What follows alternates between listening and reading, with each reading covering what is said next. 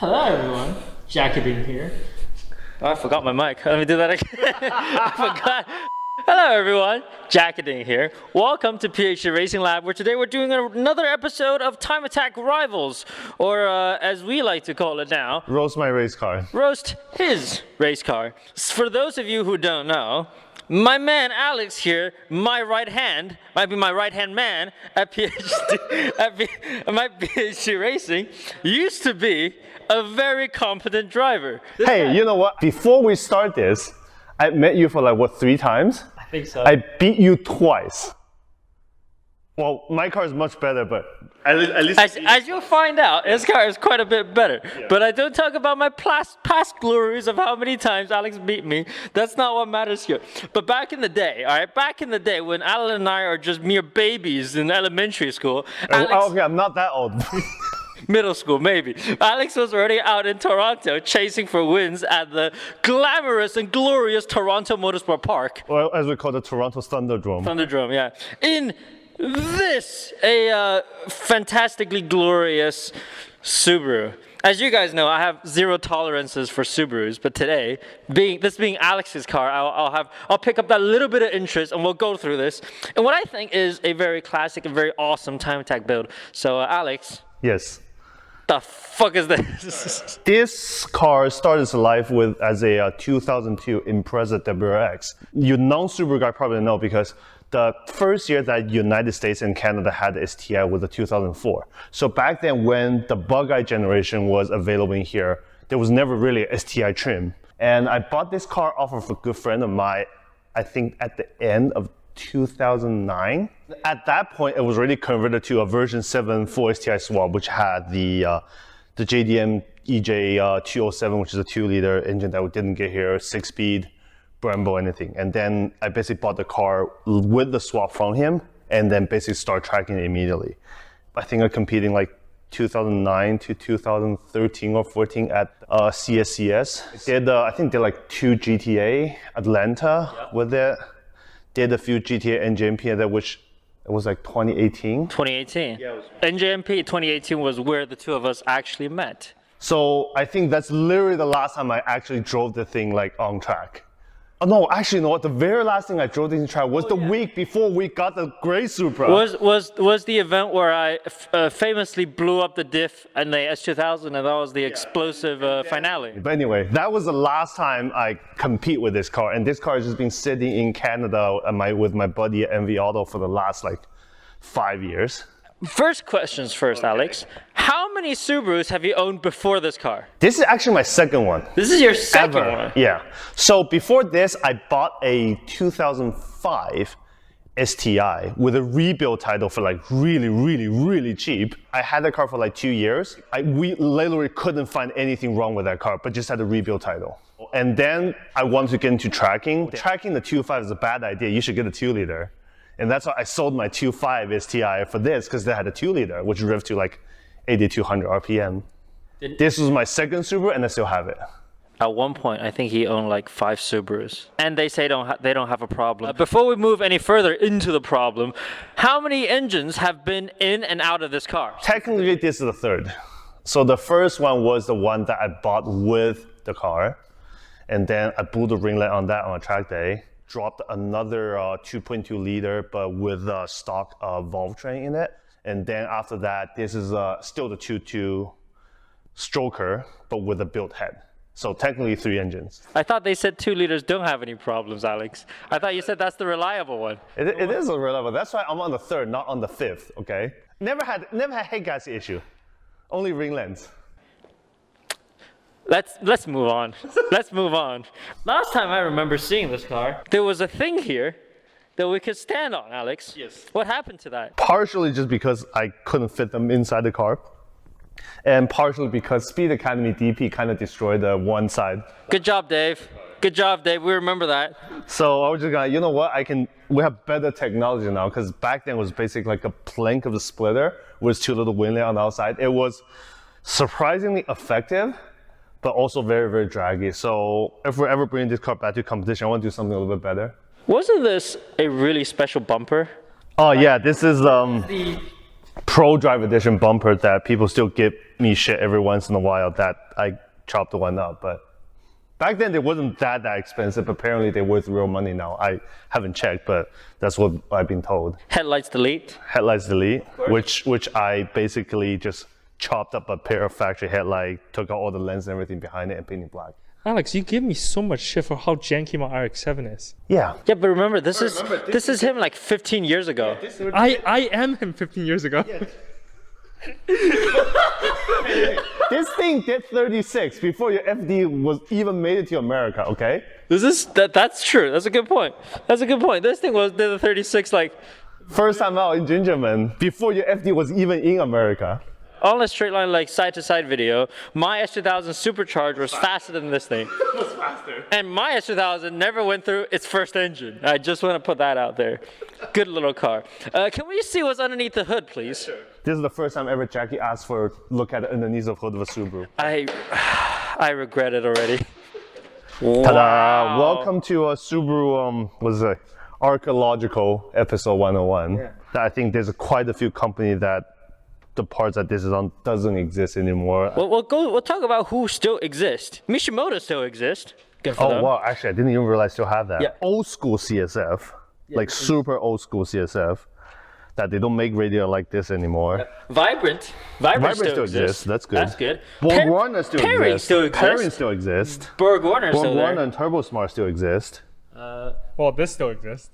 This kind Well, this exact department doesn't exist anymore. it's not really the cause with the racing and the engine building side. Back then in America, you can buy Cosworth's tuning build entire EJ long box. Is that what bankrupt them because they keep blowing them up? They should make them more money because they keep blowing up, right? That's actually a good point. And why did Why they did they disappear? Why I don't did know. they disappear? I don't know. As you said, a 2.2. It's a 2-liter stroke, which is smaller than the 2.5, but punch out to a longer 2.5 stroke. Isn't it usually you make the stroke longer? Get more torque. Okay, you do get more torque, but you might not get as much revs. But this still revs to 82. 8 actually. 8. Yeah. That's quite impressive, actually. Yeah. What turbo is it? It looks big. It's some kind of EFR that I actually don't even know. Like I legit don't know. Did you just up Stava and Auto like, hey, put a turbo on my car and just short? That's exactly how it went. Hi, Dove. We love you. Hi, Dove. We love you. How much power does this car make? Supposedly high 4. When you put things into perspective, a stock one of those is now much faster that's much faster. than like I remember the first year when we ran the Super Coda, the top speed was already quicker than this. technology has progressed a lot, so it was really fun to come back and look at some of these old things that we built back in the day, and we learned from it a little bit. What suspension have you had on this? DCs, 2-ways. Why didn't we give him any shit for the hood vent? Well, here's the thing. Put this down first. Here's the thing. Put this down first. Yes. This doesn't look that bad. You know why? Here's the thing. I built this in like 2012. You built this yourself. Yes. That's actually quite impressive. That's actually quite impressive. That's very impressive. This is from me. Also, this just looked better than your AC vent on your FD, man. I'm sorry. Let's move on. Let's move on before Alan just quits. RPF everyone's, as you know. They're good. They were Kinda like them. they were the hot shit in 2015. They were cheap. They were cheap. They were the only kind of cheap wheel that can almost be track worthy. I can't say anything because I ran RPF everyone's myself. Yeah, except the price just went like skyrocketed in the last 10 years. Let's talk about the brakes slightly, Alex. It's a Neo Motorsport BBK. Yes. At the time, well, if you notice the livery, I was working at Neo Motorsport full time back then. And this is one of like things like, hey, if I'm, selling this product, I better believe it. So I tossed a set onto my own car. Did you believe it? I mean, it worked very well. Even Speed Academy DP test drove, he drove this car. He's like, okay, these are actually like a little bit too strong, which I probably slightly over boosted. It's probably the right word. Yeah. So take some adjustment, but it worked well. PCI Honda side skirts that we retrofitted onto the car. That's what I thought they were. They are. Are they really are. Honda ones? What car is it for? It's like a It Civic? was from a DC2, which is already, I think the DC2 one is slightly shorter than the EG one, but we started to chop, basically shorten it like a little bit in the back to make it work. Back then, nobody makes like a good looking sidecar for these things. And this is like, all right, it's boxy, it's nice, give you real estate for all my all 4 or 5 sponsors that I had at the time.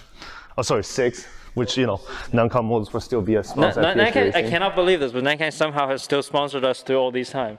I can't believe they haven't got rid of us yet. Thank you, Nankai Motorsport. Let's talk about this. A full door card with functional power front window.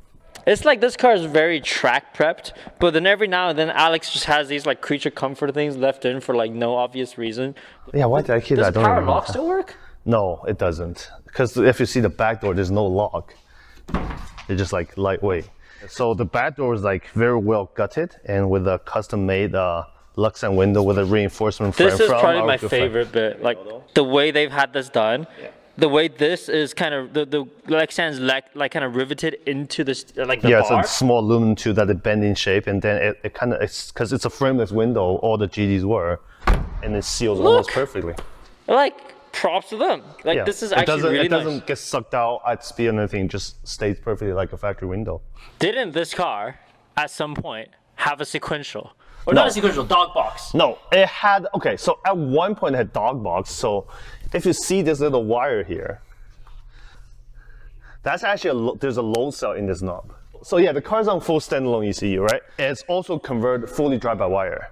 The reason having a load cell in that is whenever you're shifting gear, the computer will detect, oh, you're trying to shift gear. Depends on your throttle or brake pedal condition, it will either do auto cut or do auto blip. So whenever I put a sequential, I literally just need to transfer that knob onto the new sequential lever and call my tuner and say, hey, I have a sequential now, can you activate all those fancy functions, which it was active with the dot bar because it's ultimately the same thing. If you're on, I think, over 50% throttle, it detects the low, it will do auto cut because it will be like, oh, you're upshifting. But if you're not on throttle but on brake, it detects the low, it will do auto blip, which it knows that you're trying to downshift. That's kind of how the system, we designed the system to work. So it would have been fancier than the professional awesome system where like It will be a little bit more modern, but I think there's a better system now because a lot of the sequential now actually come with a gear position sensor, and you can actually, instead of like a single load cell, the things now you can detect if you're pulling or pushing. So that'd be more better. So it was like two load cells. Yeah, no, exactly. It will detect if it's a negative, positive, right? So that's probably a little bit more better. We can definitely upgrade to that kind of system later, but just like one of the things that just my tuner just left it there, say, hey, if you want to do something else crazy, it's kind of ready. So It's kind of fun. Every now and then you see like bits on this car that is like actually really overbuilt. you can see traces of Alex running out of money in this project. It's an ambition before budget. You know, there was a lot yes, of you can ambition. see. You can see. Oh, that's the point that Alex ran out of money. To be fair, as you can tell, like, okay, we'll move it back a little bit. And one of the things you can tell where he ran out of money is he cut these fancy. I designed them myself. By He the way. designed them, yes, but then he ran out of money for powder coating. No, I just got lazy. The other bit where he ran out of money is he decided not to fix the broken aero latch at the back. It doesn't really matter. It wouldn't come out. You set two at the top. Don't worry about it. Also, I'd like to bring attention to the lack of a diffuser. Oh yeah, what happened to the diffuser? Because I built like a humongous diffuser. I can probably find a picture of that. I was like really proud of it. Then I put it on, sent a few pictures to my actual aerodynamicist buddy. He ran a rough, like a copy of that design in the CAD. He's like, dude, good for you, your diffuser work, but does like a whopping 2 pounds of downforce while the diffuser is weight like 20 pounds.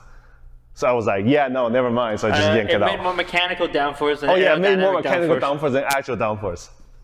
You see all the brackets and everything there? Yes. It's just like, I was like, at that point, I was like, take it out, straight into the trash. Was this a cat or is this a resonator? It's a resonator, but center axle exhaust runs like a long time back before the Supra. That's why it's like every single car we have now needs to have center exhaust. Yes, it has to. It just looks right. Once upon a time, he had a license plate here, a Toronto license plate, and it just cut out in the middle. The bumper needed a heat shield. So what's a cheap sheet metal license plate? Oh, license plate. That's like the government doesn't want them back. Like it's all expired, so you just hose all through the middle. That's your heat shield. I remember that. I remember seeing that, and I was very amused by that bit. Yeah, because it mounts perfectly right there. It protects my bumper. Another company that does not exist anymore, Alex. Okay. Yeah. Well, actually, there's two companies that doesn't exist on. Okay. So first of all, I don't think Cognition exists anymore. Cognition is unfortunately dead. This wing was like the hot shit back in like 2010. Seriously, this was like as hot as like when I got into time attack, everyone's like get a Cognition wing. Yes. And then as I got some money, they went bust. So. And the other one's like people that's into Super probably like 2010s knows this company, which does not exist anymore. So it's a Subaru shop that's based out of San Francisco Bay Area. Yeah. What do they make? A bit of everything. The fender flares, the rear fender flare are originally from them. And actually, if you look underneath of it, this is actually dry carbon. Like the company doesn't exist anymore. It's not because, I don't think it's because they can't exist anymore. It's just because the owners got like done with Subaru most of the time. Best decision he could have made. I ran out of things to roast. Have you got any? Not really. We haven't done a very good job of roasting his No, race car. not a very good job. I don't know. I have a soft spot for this thing because I feel like every time I see this, because like when Alex and I were like back in the day, we've just met each other. This was like a car I looked up to. It was a lot cleaner back then too. Like there's a lot less dust, and it was actually it still drives perfectly fine today. Not even the dust. It's more like when you first get into motorsport, everything is like, oh shit, this is cool. Oh shit, that is cool. And I had my shitbox little S2000 back in the day, still NA. I put plastic splitters on the front of it and rip bumpers off every weekend or two.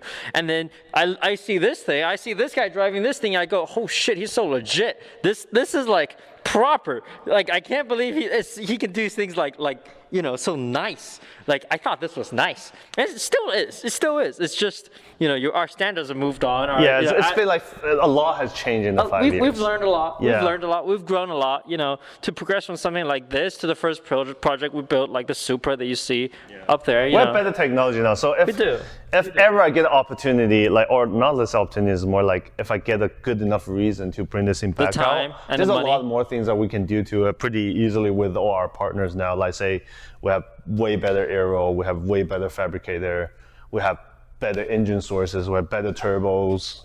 We have a lot of more things that we can do to the car. So maybe one day, if you guys really want to see we take this thing out or see this guy behind the wheel of this thing, I don't want to, please. just comment, or just let him know, hey, like, comment, subscribe. Like, comment, subscribe. The more you do, just like hashtag Jackie driving a Subaru. Yeah, Jackie in this car, Jackie in this Subaru. I don't know. If you guys have any roast for him on this car, let us know and then comment below.